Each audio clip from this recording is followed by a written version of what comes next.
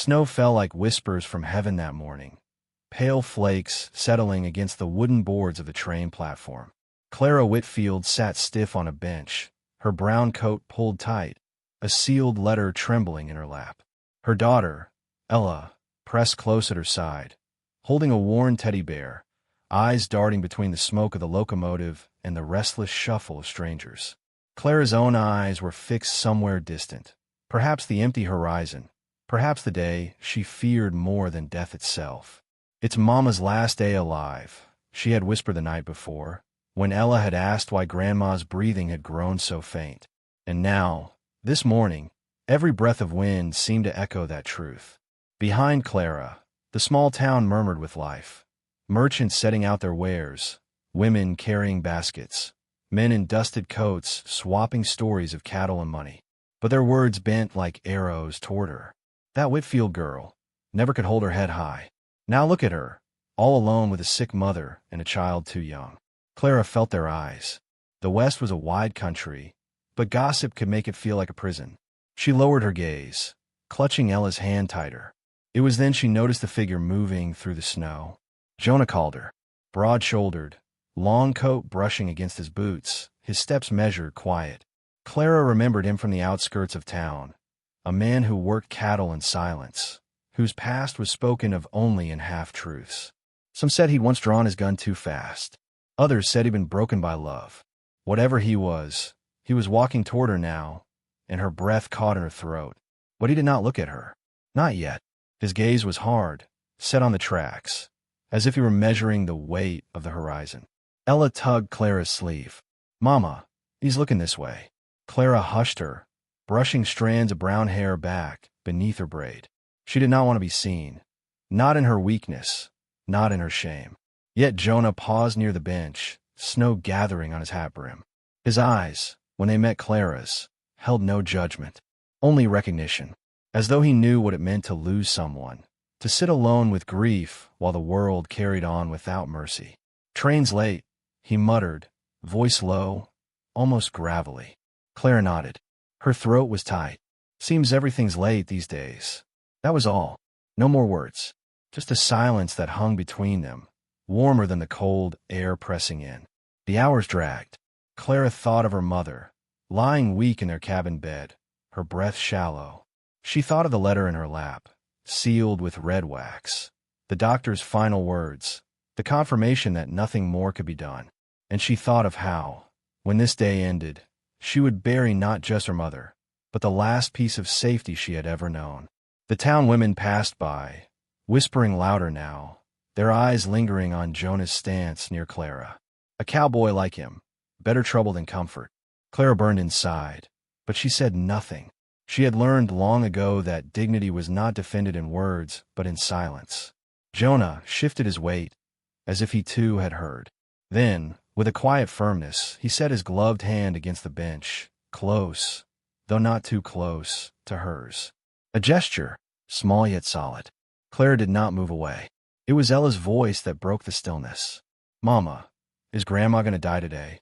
The words struck the air like a hammer. Clara froze, tears rising unbidden. Before she could form a reply, Jonah knelt down, his weathered face turning toward Ellis. His voice, low but steady, filled the space. "Little one," he said, "sometimes folks right ahead of us on the trail. But they ain't gone. They're waiting where the dust clears." Clara's heart ached. She should have been the one to speak, yet here was this man, offering her daughter a mercy she herself had no strength to give. The whistle of the approaching train cut through the moment. Steam bellowed skyward, drowning the platform in white clouds. Passengers stirred, boots scraping wood, bags hefted. And then came the cry, sharp, panicked. A horse, spooked by the train's hiss, bolted across the platform. Its hooves thundered, scattering crates and barrels. The crowd screamed, scattering. Clara turned. Ella was standing too near the edge of the tracks. Clara's heart stopped. "Ella." But before her body could move, Jonah's already had. He lunged forward, coat flying, arms outstretched. Time slowed. The girl's small figure, the blur of horseflesh, the snow suspended in air. Clara's scream split the world. And then, impact. Jonah caught Ella, rolling hard against the platform boards, the horse's hooves striking where she had just stood. Clara stumbled forward, clutching her daughter as Jonah held her steady, breathing heavy, his hat fallen aside. The platform erupted with voices. Shock, gossip, relief. But Clara heard nothing except the pounding of her own heart, and the silence that followed Jonah's eyes meeting hers. In them was not triumph, not bravado, only the quiet truth of a man who had carried death before, and refused to let it take again. And it was in that silence that Clara realized this day, which she thought would end with loss alone, had just begun to change. The rescue hung over the town like a lantern in the dark. By dusk, everyone knew the story. How Jonah Calder had thrown himself into danger. How little Ella Whitfield had been pulled back from death. The gossips who once whispered about Clara now whispered louder, but the tones had shifted. Pity was laced with curiosity, judgment with something like grudging respect. Clara, though, felt no triumph, only exhaustion. She carried Ella home through the snow, Jonah walking silently beside them. She had not asked him to, yet his presence felt necessary, like a fence post steadying a broken line. When they reached the cabin, Martha lay weak upon her bed, her face pale as paper. Clara knelt beside her, clutching her hand. "Mama, I'm here." Martha's eyes fluttered open. She studied Clara's tear-streaked face, then Ella's trembling figure, then Jonah's silhouette lingering by the door. A faint smile tugged her lips. "You ain't alone, child," she whispered. Those were her last words. Night came, and with it the final breath of Martha Whitfield. Clara held her mother close as the fire died low. Ella curled against her lap. Jonah stayed through it all, hat in hand, a silent guardian at the edge of sorrow. The days that followed were hard. The burial, the cold earth closing over a life that had held Clara together. The townfolk came, some with flowers, some with empty words. Clara stood in black, her daughter's hand in hers, and felt the weight of eyes upon her. Widow, mother, orphan. The labels stacked heavy. But when she turned her head, Jonah was there, steady, unspoken.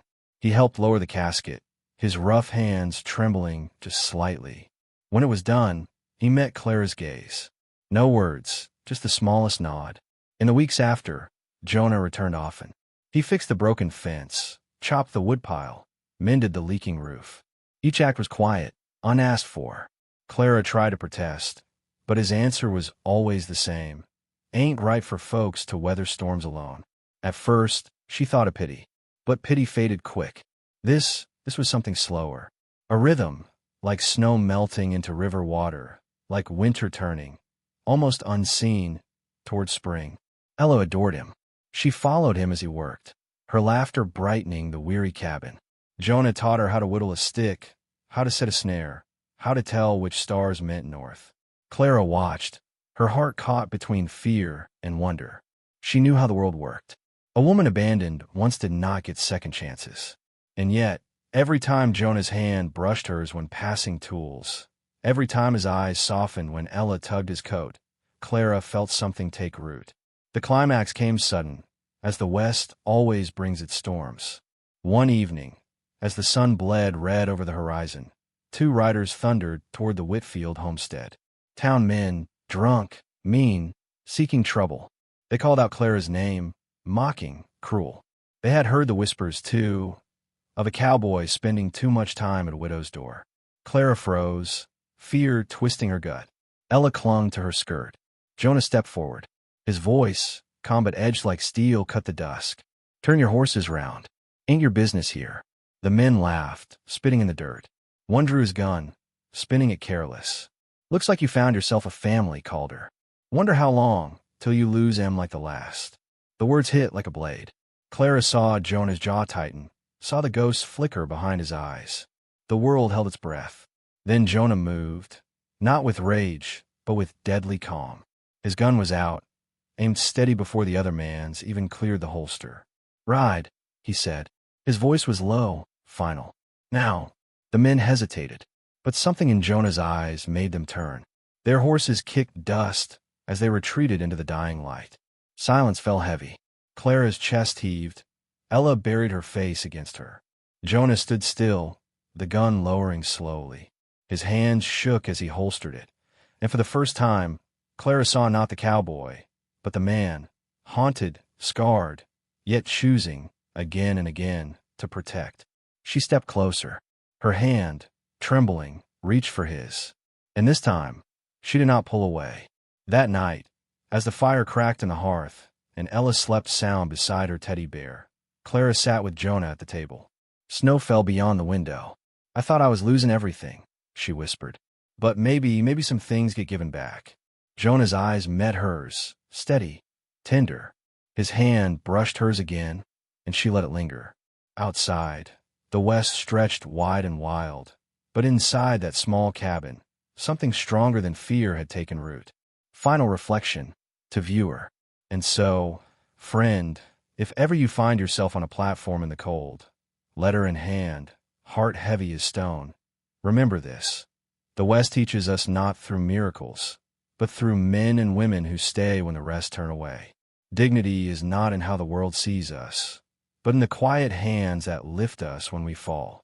Sometimes, the rescue we pray for does not arrive in thunder or triumph. It comes in silence, in snow, in the steady step of someone who chooses not to leave. Hold fast to that, for even in the loneliest winters, love can walk quietly through the smoke and change everything.